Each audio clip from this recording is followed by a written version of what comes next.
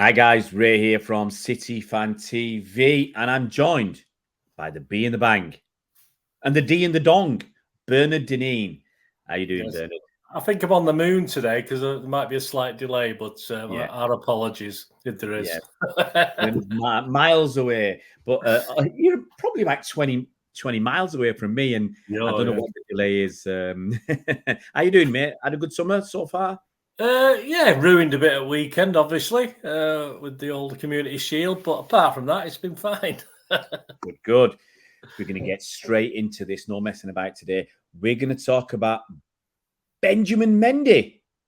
Ben Mendy. Now, I suspect most of you thought, that's it. Ben Mendy's gone. We're not going to hear about him anymore. He's got a new club. He's been in on remand and he's had the 2 trials and he's been found not guilty. He's got a new club in France, I think, and he's gone. And that's it. We'll never hear about him again. But, and here's where the book comes in, we have heard about him. Apparently, it's been reported that he will be suing Manchester City for lost earnings. Basically, we weren't paying his wages for a time for 11.5 million euros. Now, before we get into that side of things, I want to ask Bernard, because some stuff on the trial and everything else, because Bernard was one of the very few people who was up to date with it and reported about it. So I think we're going to call upon his knowledge and for what he watched or what he heard and what he read. So Bernard, can you briefly tell us what happened? And obviously there were 2 trials and he was on remand and everything else. Yeah, I mean, basically, it had to be done in 2 chunks. That was the problem because, of course, all the counts he was charged with, there were still a couple of counts left over. The first jury, I have no idea why they couldn't decide on it, but I mean, obviously that's we don't have information on that. But for all the charges that was firstly thrown at him, obviously a couple were still left over that he couldn't decide on. Yeah. And the thing is that when he was retried, of course, it didn't take the jury very long to come up to a decision, which at the time I thought should have been the decision the original jury should have made. But obviously, I don't know if it was fatigue. I mean, it did go on for a long time, the initial one. And I can imagine I've done jury serve myself, but it went about 3 days over when I did it. So I did it about 2.5 weeks, but you're talking months and months, and it's a slow process sometimes. So I mean, you think about it, that his contract's actually ended literally at the same time his second trial did, his contract with City. But obviously that contract was probably null and void anyway, because we certainly weren't paying him, were we, for a good period of time. That thing, and you've got to expect that he's taken legal advice on this, and he's got a contract with City, and I'm sure we know City have got good lawyers, and of course he must be confident that the small print, whichever it was in his original contract, that he's got some comeback for City. But I can't see how City could have done much else themselves under the situation. What do you do as an employer? Not just City, any employer with a guy who's been accused of something, unjustly or not unjustly, he was found not guilty. So he has lost based on this reputation, etc., money, financially, everything. So it's not surprised me, but I'm not into obviously the legal side of the ins and outs of that. But of course, he's got bills to pay, hasn't he? He's got he's got legal fees to pay as well. I mean, I don't know what he was awarded. He's not been awarded. There's no details of that, what he got awarded, for the actual thing itself. A lot of people are whinging about the young ladies who never get mentioned and saying it's not fair, but that's just how the legal system works, and you can't do anything about that. But I mean, he's got another club, he's got another contract, so he's got money coming in now, but you don't know, do you? You could have put him into a lot of debt, this situation, because it did go on for quite a long time. Yeah, I guess you've got expenses that you're paying if you've got a mortgage or whatever, and you've got to keep paying them. Now, I mean, because he's not actually, at the end of the day, he's not going to get any recompense from the ladies who brought the action. So obviously, it's the court, it's the public purse, isn't it? That any compensation comes out of, and that's limited, of course. See, there's a lot of stuff that's going to be a lot of legal stuff that it's way beyond what we know.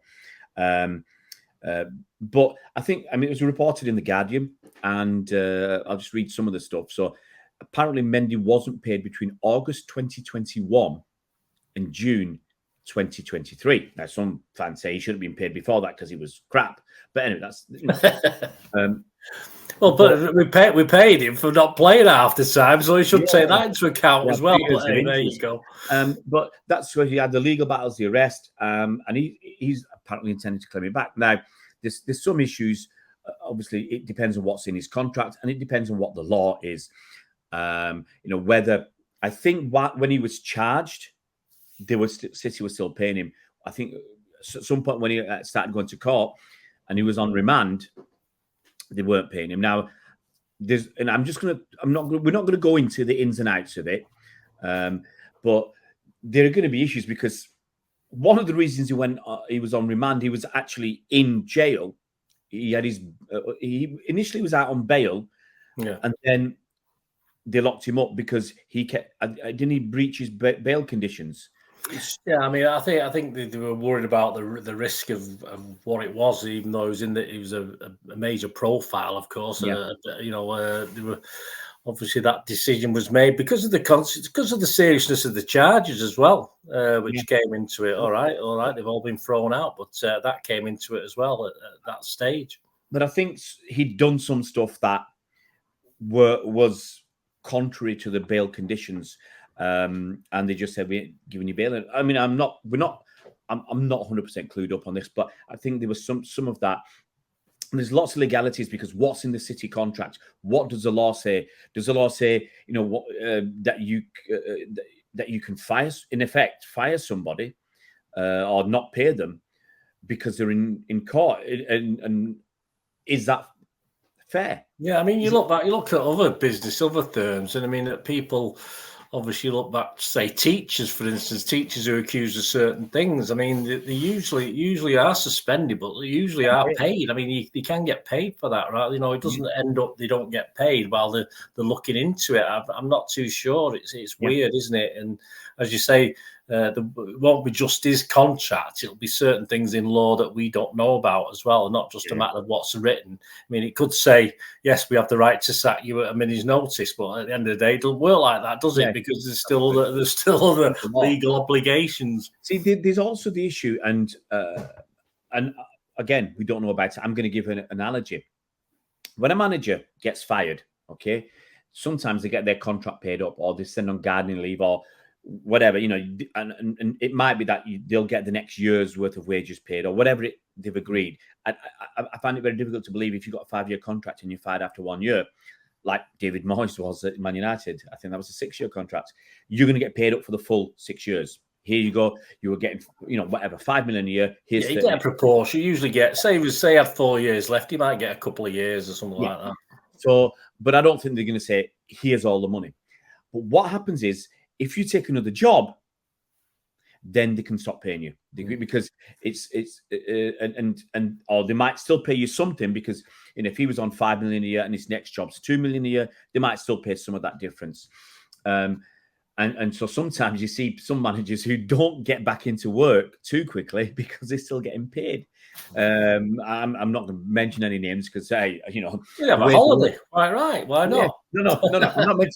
I'm not mentioning names because the way the world is, if you mention someone's name, you get sued, and I'm not going down that route. But and it could be the same here. If he's going to be recompensed, and I don't know this, by the public purse for loss of earnings, then maybe that's why City say, well, if you're getting money from there, you don't need the money from us. I don't know how it works. But one thing, I mean, there was obviously reputational damage to Manchester City by the link with the seriousness of the allegations and the seriousness of I'm not going to say crimes that because he didn't. He was found not guilty. But the seriousness of the allegations and the charges, the seriousness of the charges that he faced, and so whatever City would have taken legal advice, but Mendy probably has taken legal advice. Now we don't know which side is chancing their arm here, but it's an issue. This will, if there's an actual court case here, I think there'll be more reputational damage to Manchester City. Now, look, Mendy, from what we heard from his court cases, the reputational damage to him from his own behaviour was terrible. Absolutely. And this is my personal opinion. Some of his behaviour was abhorrent that he openly admits to. Yeah, I mean, he turned around and he admitted that even during COVID and silly things like that, he was pointing out what he got up to with these things, and he took a long look at himself apparently and did apologise during the case for what had happened, and he had learned from this. Is what obviously you're going to say this, but obviously. As we all are when we go to I've never been in court. I've never been that side of a courtroom, if you like. I've done jury service, blah blah blah. But obviously, you're told to say certain things and be a certain person, dressed in a certain way, all the right things. And of course, Mendy had that obviously up his he knew what he was doing presentation wise. And let's face it, City don't really want this to drag on. We've got enough problems with other things going on, and perhaps it's just a way of him getting a little bit more, and we come to some sort of agreement at the end of it. I think that's what's going to happen. I think you're right, Bernard, because as long as this drags out, here's the thing, sometimes even if you're chancing your arm, City will say we don't want to spend 3 or 4 days in court or an industrial tribunal or whatever for unfair dismissal or whatever he's suing for. We don't want to do that, and it's going to be reputational damage for City because some of the stuff is going to be brought back up. Yes, some of the stuff about Mendy is unsavoury, but then the link to City is there again, and we've had issues. Obviously, people do say City could have done a lot more, to prevent this. So, we're not his mother, but at the end of the day, we have responsibility as an employer as well. Yeah, and obviously, people will. And I think it's unjustified. Go back to people like Benno, people like Adam Johnson, even Ched Evans, who was a City player at one point, and say, that's this banter and this stupidity, and that's just totally stupid to put these false links there. But City's reputation will be tarnished. City will do their utmost to get this done and dusted one way or the other very quickly. But the fact is that he's gone this far makes you think that his lawyers have already approached the club. They've had some discussions, and City are not playing the ball the way Mendy wants or his lawyers want. And it could be that they are chancing their arm. I'm not saying they are or they're not, but I'm just put it out there. And that City will say, okay, look, here's 2 or 3 million quid to make it go away. Go away. Because you're not our player. We don't want anything to do with you. We want to move on, and it does tarnish the club at the height of its popularity, at the height of its success. Treble winners, back-to-back Premier League title winners, 5 league titles in 6 years. That's what we should be talking about. Should be talking about the new season ahead of us. And we're going back to Ben Mendy and this sorry, sad, sordid, salacious affair. Okay, and it's distracting us, and I'm like you. I think City will come to some sort of arrangement because sometimes it is, like with the initial FFP thing years and years ago. Khaldoon said we took a pinch. We took a pinch because even though we wanted to fight it, we felt we had a very strong position. We also wanted it to go away, and I think it might happen here. So. Thanks very much for your insight on that, Bernard. And we'll see what happens. Hold the back page or hold the front page. We'll see what happens in due course. But I would anticipate that it will blow over. City and Mendy will come to some sort of deal. I think this is potentially just posturing on Mendy's part, but it might not be. He might have an actual proper rock solid case. But I'd be surprised that City are saying, no, we're not paying. You know, it's just if he's got a rock solid case. But we'll see what happens. If you've got to this end of the video, guys, please, if you haven't already subscribed, it would be fantastic if you could subscribe. And if you can hit that bell icon, you'll be notified as soon as new videos come out. We'll see you around, Blues.